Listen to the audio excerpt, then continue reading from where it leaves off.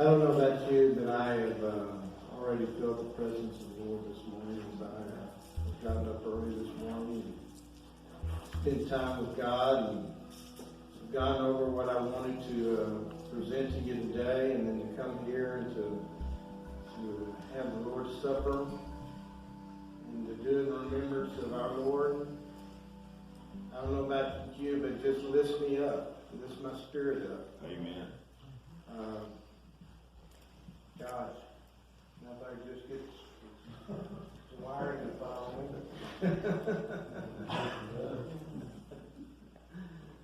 Man, we do worship an awesome God.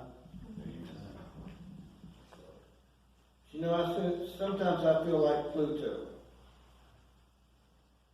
Did you know that Pluto is no longer a planet? Yeah. I mean, that's what I was taught when I was a kid. There's 9 planets, and Pluto was the last one, way out there in the middle of nowhere, and barely could see it and stuff. And all of a sudden, he got demoted. I mean, he's not even on the first team. He's not on the first 9 anymore. He's more like what do they call him, an asteroid. He's number 134340. I didn't even know they assigned numbers to asteroids, you know. But downgraded.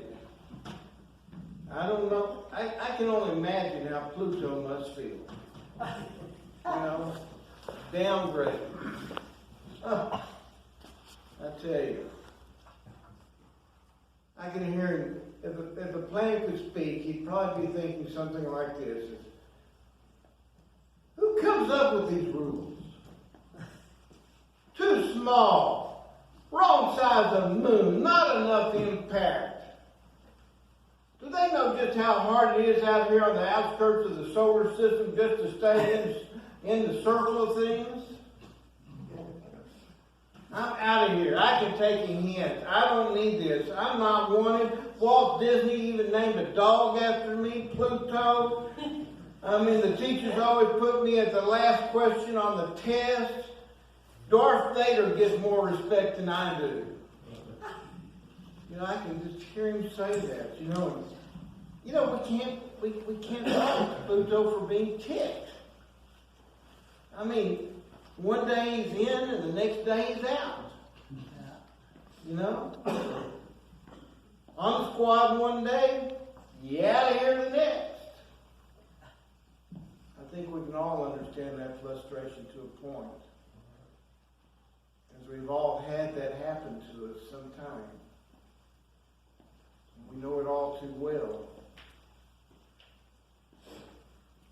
And we know what it means to be voted out. I didn't know it, but one time I was voted out of office one time. I was in the school board at Fort Stockton, served a term, and the next term I lost by 2 votes. I had neighbors around me that were going out of town.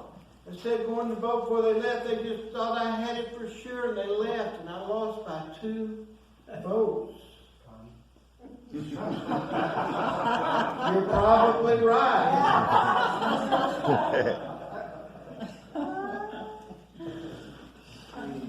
I tell you what.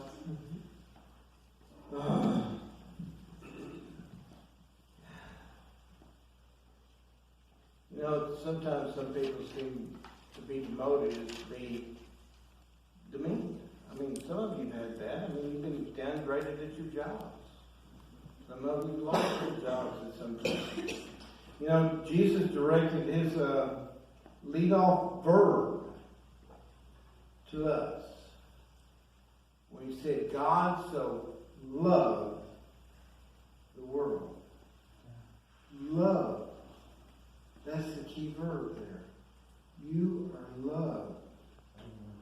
You know, we've all been worn that word out these days. I mean, everybody seems, I love this, I love that. I mean, I love Lucy. I love this morning, you know, I was involved doing it. I said, I love you, sweetie, before I left. You know? And then when I got that chocolate bow tie? I said, I love your chocolate bow ties. It went down my belly. I mean, sometimes we just have emotions that,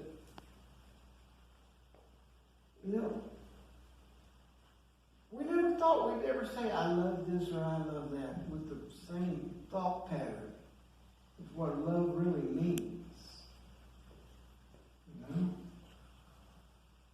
It's overused. I mean, sometimes I think a butterfly wing may have more punch on our emotions than the word love these days. But biblical options still remain, and they're very staunch. I mean, Scripture employs a whole bunch, a line of verbs that are meant for love, and each one is calibrated for a different effect and to be on target. Consider the one that Moses used when he was talking to his followers, when he said, the Lord chose your ancestors as the objects of his love. Well, you'd think that'd warm their hearts, right? But to some Hebrews, that was a shock, because the word he used is Haggai, and it means that the Lord binds himself to his people. Haggai means to be tethered to a love, to be attached to something or somebody. And, it's more like picturing a mom that goes to the grocery store. Those little harnesses they used to have? I think they probably still have them. I know my wife has one for our dog when she goes out walking. You can only go out so far, and then you have to come back into her. Well, this is what it all was to be, what it meant when God said, you're chosen, you're loved by me. Okay? Now, as a dad, I finally got the meaning of that when I took my son out one time and I used the leash. And, that strap served two functions. One was yanking and one was claiming. Because when he went out there or running after that, whatever he was after on that shelf, and I yanked him back,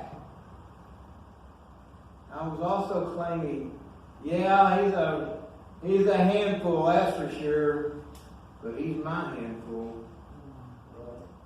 He is my handful. And I think that's what God kind of meant with the Hebrews. They were his handful. Amen. For sure, And I think it's the same with God with us, because sometimes we go out there like that, and have you ever felt like sometimes you're being yanked back, and when you're just going too far, and it's kind of yanking you back, and it's just not going to let us go all the way. He's holding you back for something.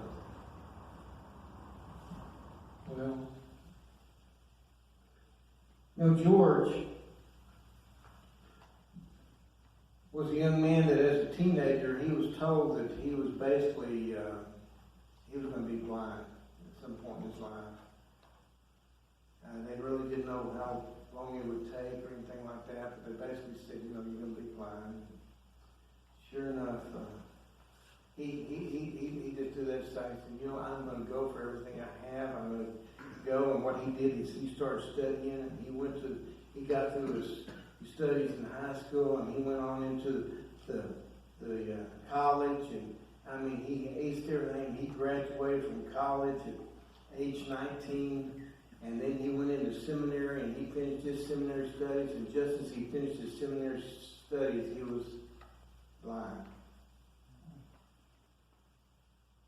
And that's sad, but it got even sadder, because he had a fiancée. She returned his engagement ring with a letter that says, I cannot see. I thought that was a classic word. I cannot see my way clear to go through life bound with a chain around me, married to a blind person. And George never married. He adapted very well to sightlessness. He became a very powerful pastor and poetic pastor. He led a full and inspiring life, yet he never got over that lost love that he had. And sometimes he would go to functions like his sister's wedding, and it just reminded him of the starkness that he had lost that love, and he never had it. And yet he came to a point where he wrote this. He said, "O love that will not let me go, I rest my weary soul in thee. I give thee back my life I owe, that in thine ocean depths it flowed, may richer, fuller be." And he wrote that to God. He wrote that to Jehovah God as he visualized the depth and the width of God's love for him, knowing that he may not have that very personal love from a wife or a young lady, but he had that with God. Amen. You see, God will never, ever let you go. I want you to understand that. God will never, ever let you go. He has handcuffed himself to you in love. You don't have to worry about winning his love. You already have it. You just don't know it sometimes. Just open your heart and receive him, and open your heart and let the love flow in. You know, and since you can't win it, guess what? You can't lose it. You know? If you can't win it, you can't lose it. It's already there. It's there to stay. And evidence? Exhibit A. Exhibit A. The stubborn love of Hosea for Gomer. Now, the first time I ever heard that, I said, Gopher? He love of Gopher? No, Gomer. Powell? No, this is a lady, silly. This was a lady that Hosea had loved, and he married her. And he tried to give her his all, but she was just a rascal. She was a harlot almost.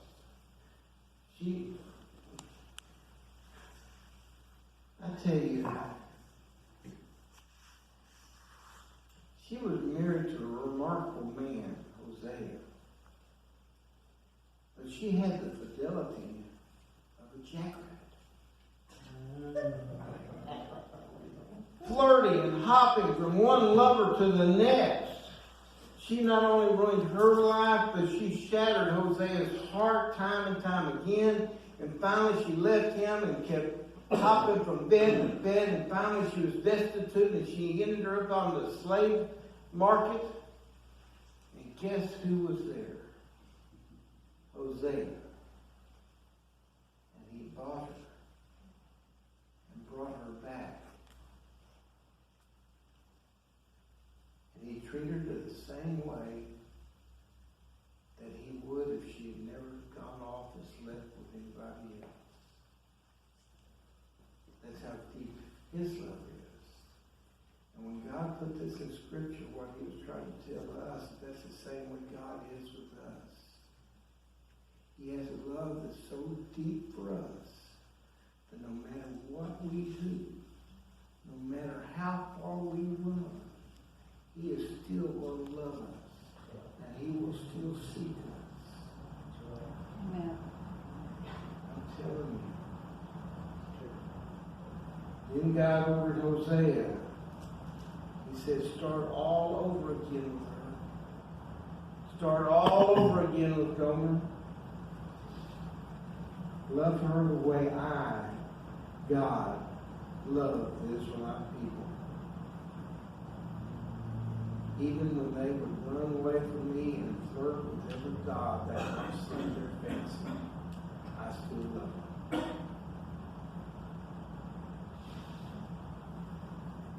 You know, this same love is described in John 3:16, which I've been speaking about for the last several times I've spoken here. The term he used there is the word agape. God so agapeo the world.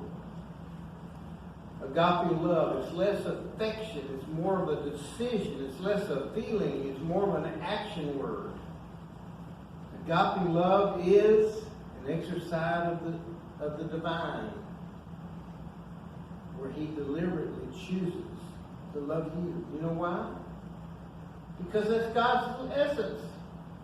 God is love. How can he be any different? You know? God is love. God chooses to love because that's who he is. You know,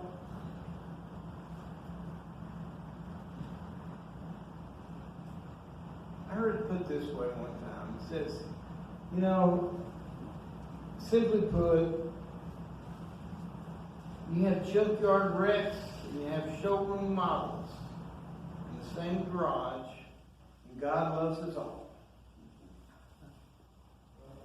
And I won't tell you who the wrecks are and who the models are. But just take it for what I have to say. You know, I share a love with Connie. I consider it agape love. I know it's not, but I consider it as such. You see, I love her more and more each day. Amen. As each day passes, I love her more. Amen. You know, it's because God, as I seek God out, he shows me more about love. And therefore, I can love him. You know, the reason why so many young men and women get divorced is usually because the man has no clue about how to love the woman. I don't even get an amen off the women. I mean, we have to grow into it. I mean, we're worried about getting up and getting successful and doing what's right and doing this and being in this club and being this and doing that. And we have our hobbies and we have all this and we come home and, you know, we'll spend time and we may help out with the dishes, maybe with the meal or two, stuff like that. But we can say some of the most god-awful things without even thinking about it. We can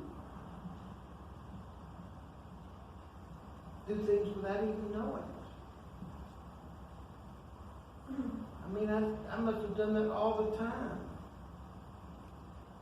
Because I'd wake up the next morning and I'd be so sore all over.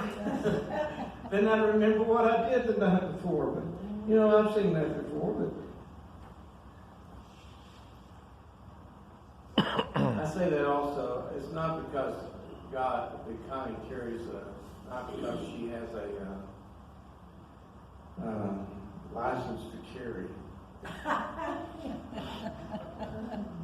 But I did take her for death to us, you know. But because of the love that God's placed in me, I'm going to always love her. Amen. Amen. Okay. You just remind her when she starts talking bad about it. But you know, agape love, yeah, I think that's agape love when I have that kind of love for her, but that's not it. Agape love is God's love. I mean, our love is like a kindergarten watercolor. God's love is a Rembrandt. Wow. I mean, that's how different it is. His love for us is so great. Ours is just a semblance of what his is. Not a replica. It can't even come close to it. But God's love is God's love. It's divine love, just between him and me, and him and you, and him and the world. You know, you can imagine the young peasant girl with the belly. That same God that balanced the universe on his pinky was in her belly. In Mary's womb. And why? Love. He loved us. He wanted to take care of us. You know, peek through the Nazareth workshop window and see a lanky kid sweeping the sawdust over the floor. And then you just imagine he was once the one who blew stardust into the night. And he hung the stars just for us. That's love. Love explains why he came. Love explains how he endured. I mean, his hometown all but kicked him out. His so-called friend turned him in. Hucksters called God a hypocrite in the last days. Sinners called God guilty. How did Jesus endure all these things? For God so loved the world.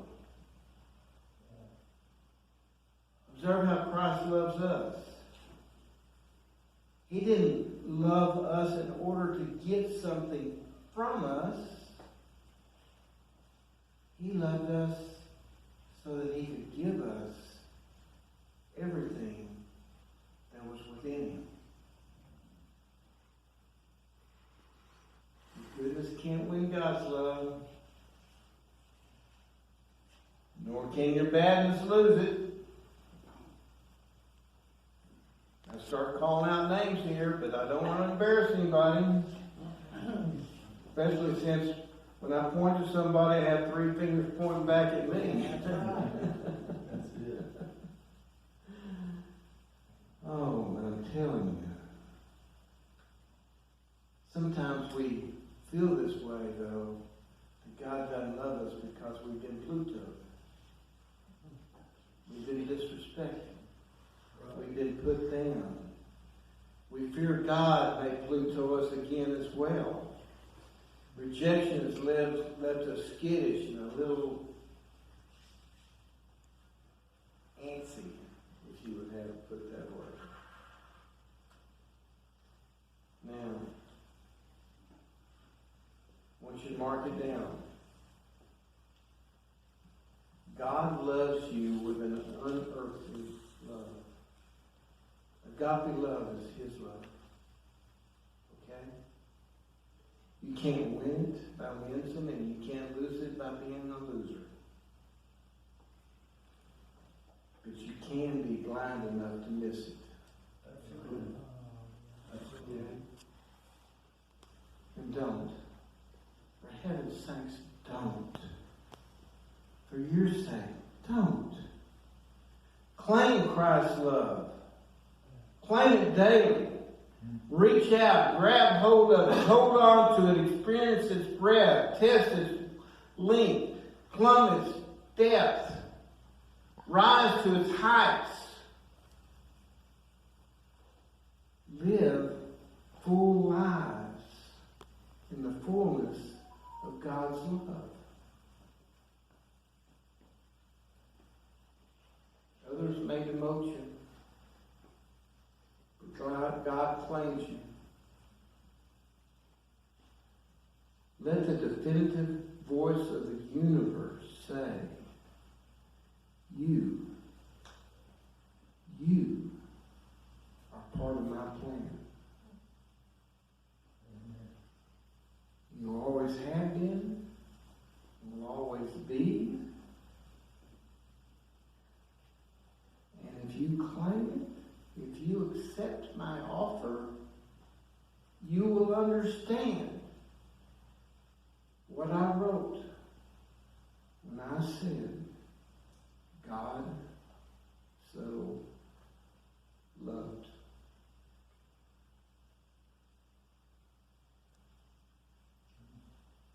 Father, I can't hardly wrap my way around it. I've just got to believe your word.